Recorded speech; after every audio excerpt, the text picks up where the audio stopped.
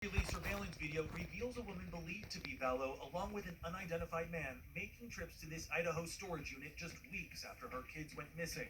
Inside, children's clothes, bikes, photos, and a backpack. At one point, the man is seen leaving with a heavy tote bag. Rich Robertson is a private investigator working with JJ's grandparents. If they had expected the kids to be coming home soon, why would that stuff be in storage? On the other hand, if they didn't think the kids were ever coming back, why keep it? 17-year-old Tylee's Aunt Annie says she noticed a major shift in Lori Vallow's personality in 2018. She claims Lori became obsessed with the end of days and the afterlife, and claims that she even made frightening comments about her children.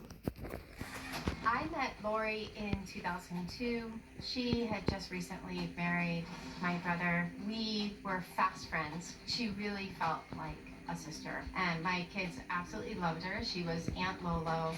I never noticed any kind of red flags until our visit in 2018. One of the biggest concerns was she had this fixation on the end times.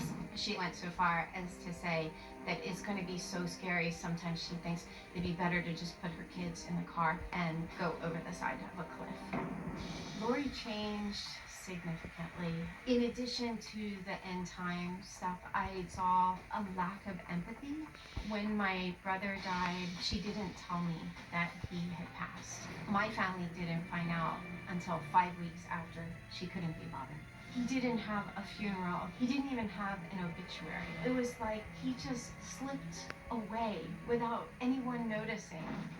Lori seems absolutely infatuated with her new and fifth husband, Chad Daybell. Chad is deep into the teachings of the afterlife. Learning about his teachings gave me context for some of the crazier things she said. The chances of Tylee and JJ being alive are extremely remote. Nothing that she's doing is in any way indicative of a parent who just has her children safely tucked away. JJ was last seen September 23rd, but no one can say when Tylee was last seen. But it just feels like Tylee, like her dad, just slipped away unnoticed. Seeing the video footage of Lori and Chad living their best aloha life in Hawaii, Lori's children are unaccounted for. It is unimaginable. It's infuriating. There are total strangers who are more worried about her kids than she is.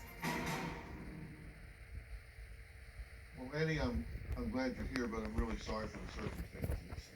When did this hit your radar that something was not right here?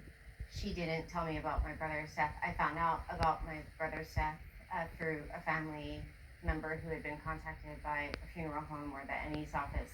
And so I reached out to her. She asked me to come out to be a support to Tylee. And it was in that visit in May of 2018 that I started noticing things that were disturbing. So she didn't even tell you that your brother had died. That How strange is that in your relationship with her? It was very strange because when I found out, I thought, oh my gosh, like she must not know, because they had a very contentious divorce and custody battle. And so I just thought, oh my gosh, like she doesn't know, Tylee doesn't know. So I reached out to her. She didn't answer the call, but then I emailed her and asked her, please call me. It's important. It has to do with Joe.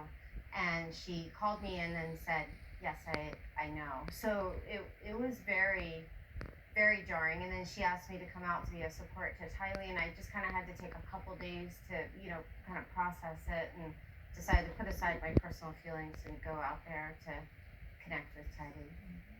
You went there and you said you got a really odd feeling while you were there about just the dynamic of the situation. What was it that you saw that bothered you, and what did she say that bothered you?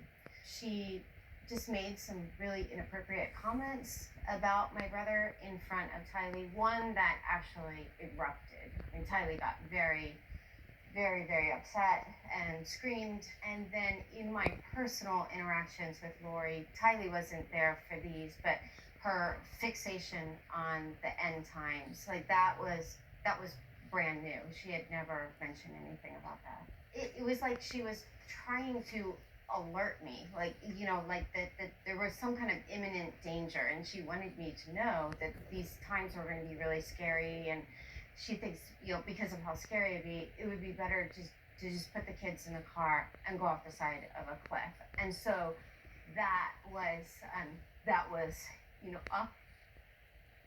that was a hard line that had been crossed, and you know, she saw the just look of horror, you know, and she immediately started walking it back, you know, and just like, oh, I'm totally kidding, you know, I'd never hurt my kids and that kind of thing, but you know, there was just no walking back.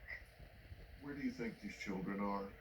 Seeing the footage of the storage unit, that was just kind of like, that was the last straw for me. And you know, just walking away from her life as a mother, you know, it just seems like, it's like, okay, that is behind her and she has just started a new life. So all of these things, unfortunately to me, and I hope I'm wrong, but they just seem indicative of someone who knows that her kids are gone. It just seems to me that once Lori found out after Charles was killed that she had been removed as the sole beneficiary of his $1 million policy, I just think she hit the panic button and everything just kind of hit the fan.